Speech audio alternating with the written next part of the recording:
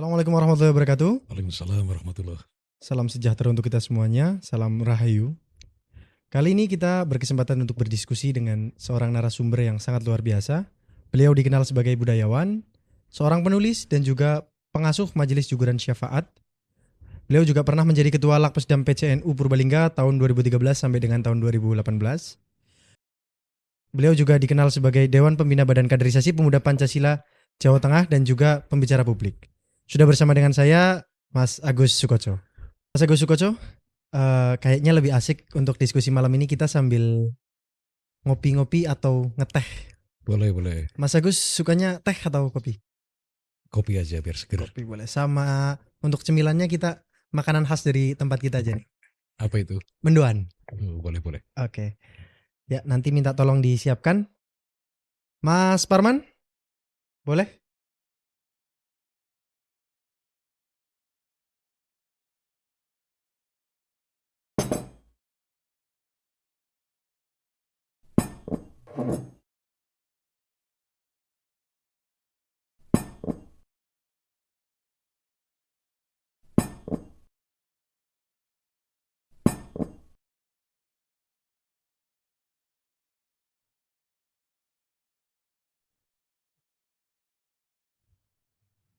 Ini dia mendoan kita. Sip.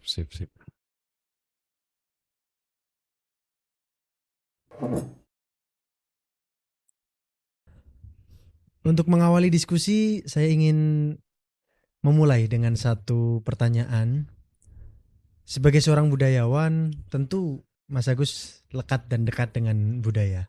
Saya ingin tahu arti dari budaya itu seperti apa, Mas? Ya.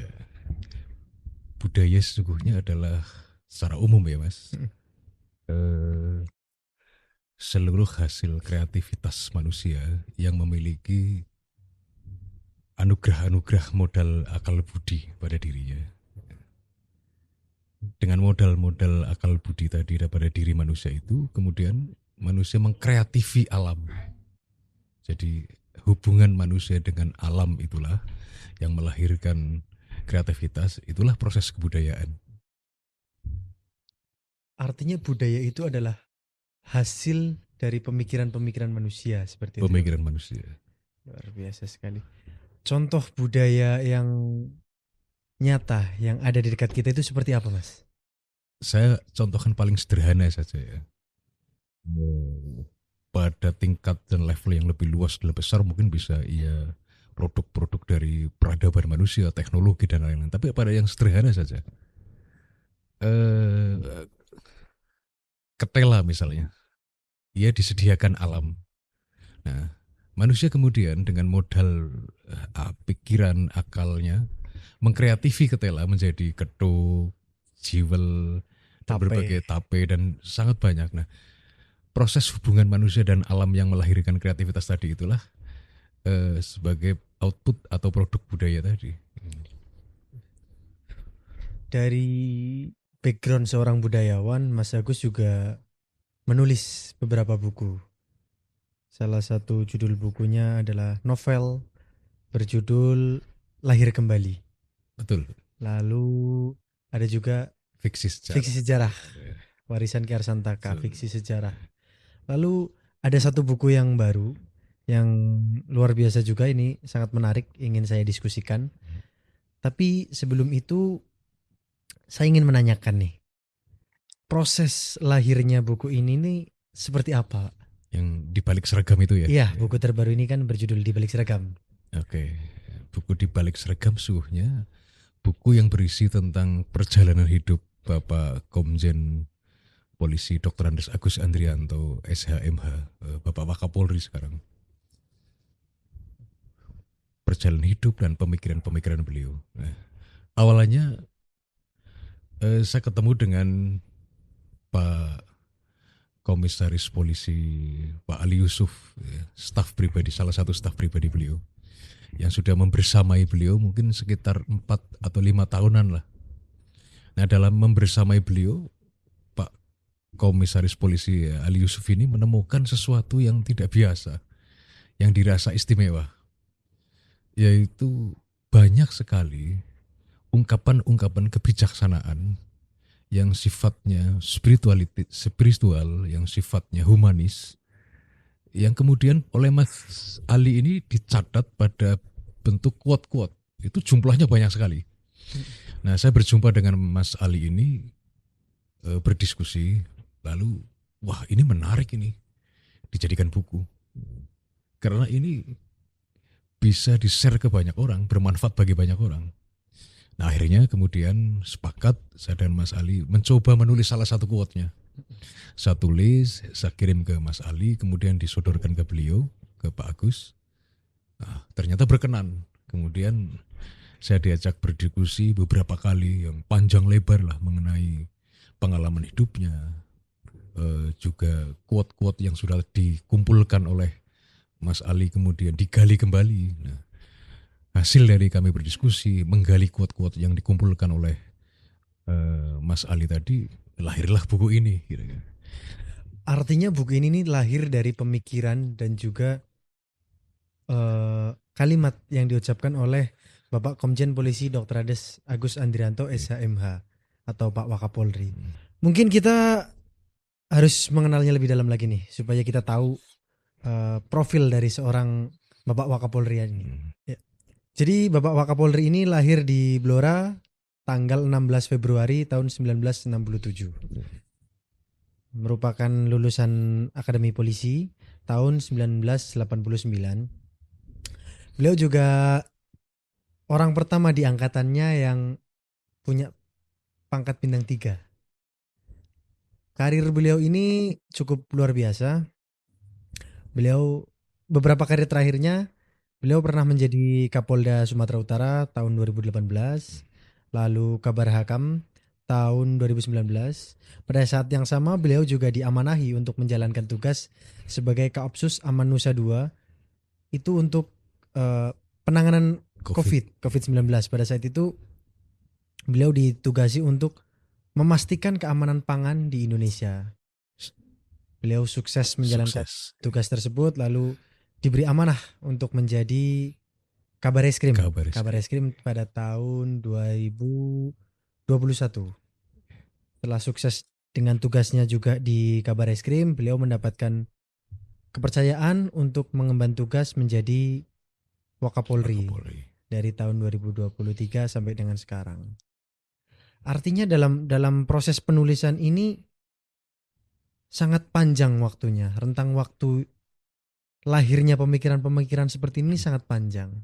Mungkin saya ingin memulai diskusi terkait buku ini dengan satu kutipan awal dari Bapak Komjen Polisi Dr. Andes Agus Andrianto dari Bapak Wakapolri. Itu adalah satu kalimat, ada yang terlihat dan ada yang tidak terlihat. Itu kalimat itu seperti apa, Mas? Jadi secara kemenyeluruhan buku ini mencerminkan satu pemikiran mendalam ya, yang bersifat reflektif dan kontemplatif. Sifat dari pemikiran beliau yang tertuang dalam buku ini adalah saya melihatnya sebagai satu pengalaman panjang dalam proses beliau berkarir, yang kemudian melahirkan salah satunya ya dalam tulisan itu kalimat yang terlihat dan yang tak terlihat itu adalah yang dicatat oleh Mas Ali, salah satu staf beliau, ketika di forum-forum beliau membuka ceramah-ceramahnya, sambutan-sambutannya, beliau selalu memulai dengan kalimat yang saya hormati kepada yang terlihat atau yang tak terlihat, dan yang tak terlihat ini jumlahnya lebih banyak, dan yang terlihat yang tak terlihat terutamanya adalah Allah Subhanahu wa taala. Tentu ini menjadi aneh dan tidak lazim di tengah kebudayaan modern yang terpaku kepada hal-hal yang nampak. Materialisme ya. Seperti hari ini juga kadang kita terlalu GR bahwa kita hanya kita yang nampak. Jangan-jangan di sekitar kita ini lebih banyak yang tak nampak. Mungkin karena keterbatasan kita juga. Ada sesuatu yang ada sebuah eksistensi di luar panca indera. Dan ini juga bangsa kita lekat dengan keyakinan-keyakinan seperti itu, apalagi dilegitimasi juga oleh agama bahwa keimanan itu kan mengimani, salah satunya adalah mengimani yang gaib. Allah, para malaikat itu juga ada tapi tak terlihat. Isi buku itu kira-kira mencerminkan itu, bahwa beliau seolah ingin mentradisikan bahwa ada sesuatu yang tak terlihat yang juga harus dihormati. Contohnya apa aja? Ya, kalau kita ambil dari idiom dan terminologi agama mungkin bisa malaikat, jin, dan Allah sendiri menciptakan malaikat, menciptakan jin dan berbagai makhluk-makhluk yang tidak nampak. Kalau dari local wisdom kita mungkin bisa melihat sangat banyak terminologi atau idiomatik yang bisa kita pakai untuk mengidentifikasi, ya, paling tidak menamai sesuatu yang tak nampak tadi. Ada danyang, ada banyak. Tapi lepas dari penamaan-penamaan tadi, secara universal bahwa memang ada sesuatu yang tidak terlihat pada batasan-batasan logika kita. Kita sering menganggap bahwa logika kita itu adalah salah satu-satunya parameter untuk melihat sesuatu. Padahal ada sesuatu di luar logika kita. Hidup itu kan juga gaib. Hari ini adalah sesuatu yang gaib bagi kita yang kemarin. Iya, sepakat. Ya. Hari ini adalah, besok adalah masih gaib. Kita tidak tahu apa yang akan terjadi, baik buruk atau apa saja kita tidak tahu sepenuhnya. Kita mungkin boleh merancang, tetapi pada kenyataannya setiap manusia punya pengalaman menemukan hal-hal yang di luar dugaannya. Di luar dugaannya. Artinya ada sesuatu yang mengatur kita. Ada sesuatu yang mengatur kita, yang di luar otoritas kita sepenuhnya. Ini semacam maka beliau mencoba untuk melasimkan bahwa ayolah kita biasa untuk jangan hanya terpaku pada yang terlihat. Kita juga harus mengakui, bahkan bersaksi kepada hal-hal yang tak terlihat. Artinya dari pemikiran tersebut kita bisa melihat bahwa Bapak Wakapolri ini memiliki kesadaran spiritualistik yang sangat luar biasa, yang mungkin bagi orang-orang awam itu aneh terdengarnya. Apakah pernyataan dan juga pemikiran ini lahir dari background beliau, seorang masyarakat Nusantara yang juga cukup lekat dengan spiritualistik? Hal spiritual ya? Iya, betul. Ya, pasti ada, bahwa beliau lahir dan tumbuh di lingkungan masyarakat Jawa, terutama ya di Blora, di mana masyarakat Nusantara Jawa ini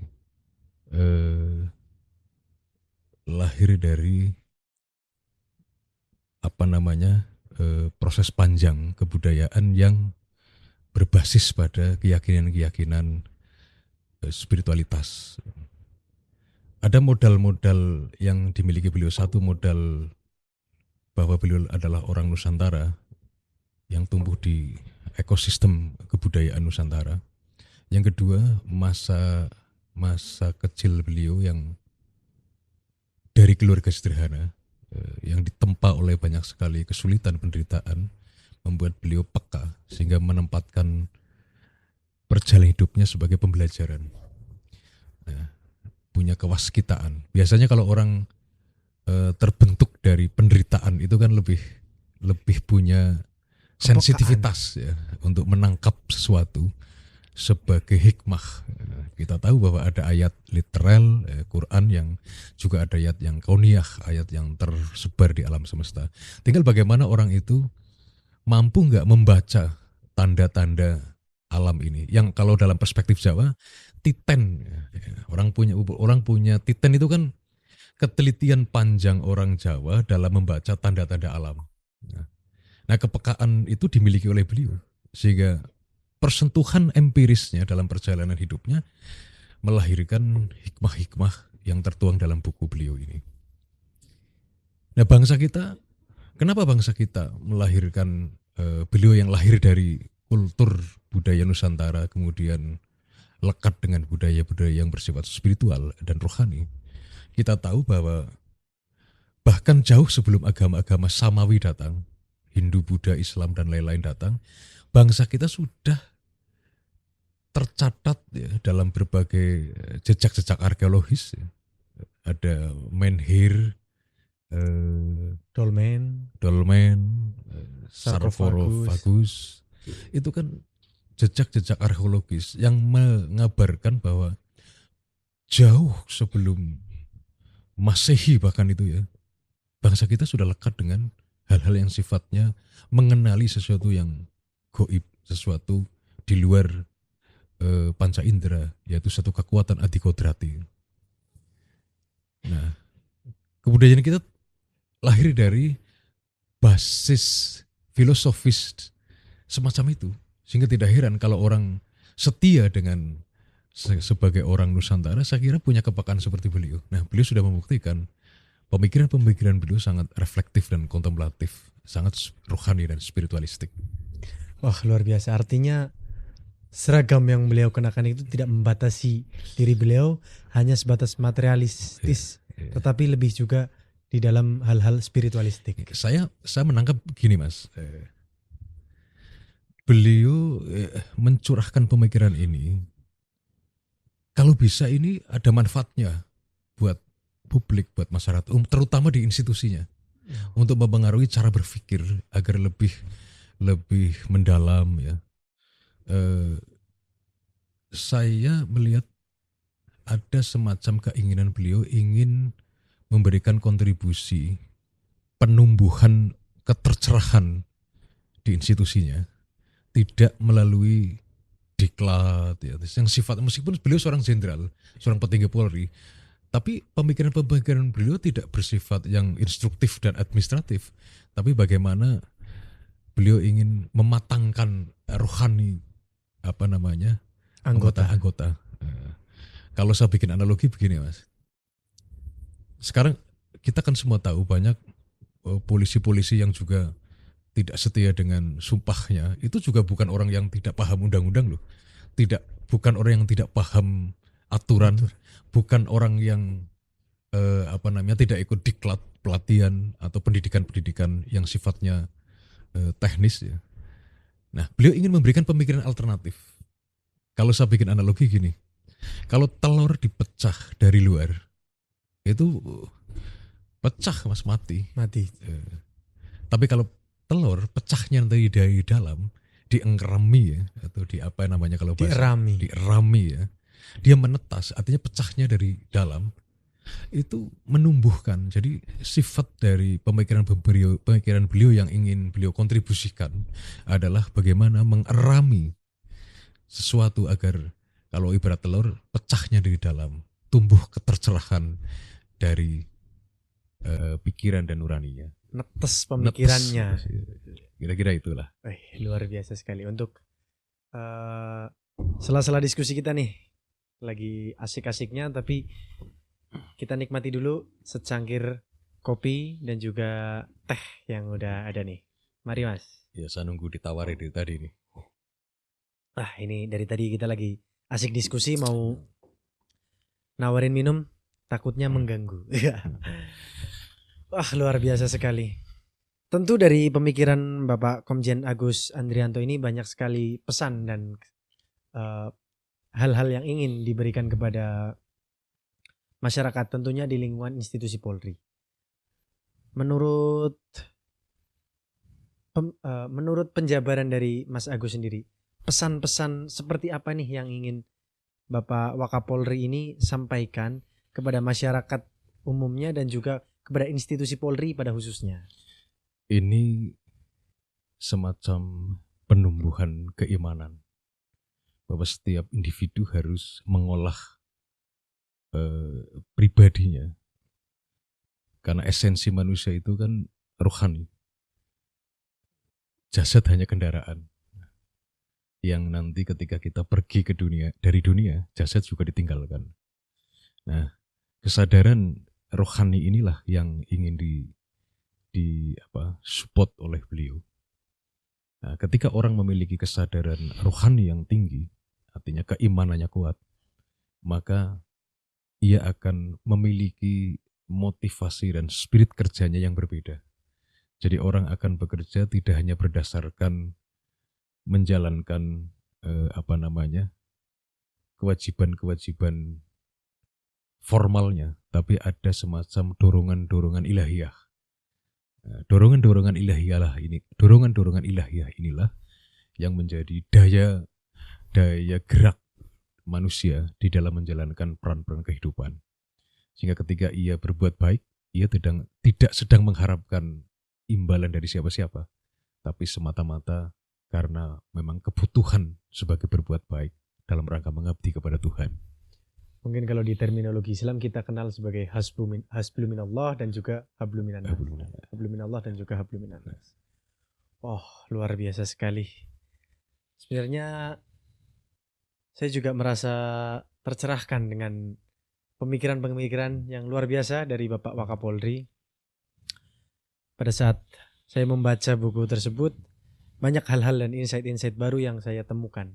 Satu lagi tambahan ini Mas, beliau juga menyampaikan gini, polisi sebelum mempolisi orang lain, dia harus bisa sukses menjadi polisi bagi dirinya. Gimana tuh? Nah, ini.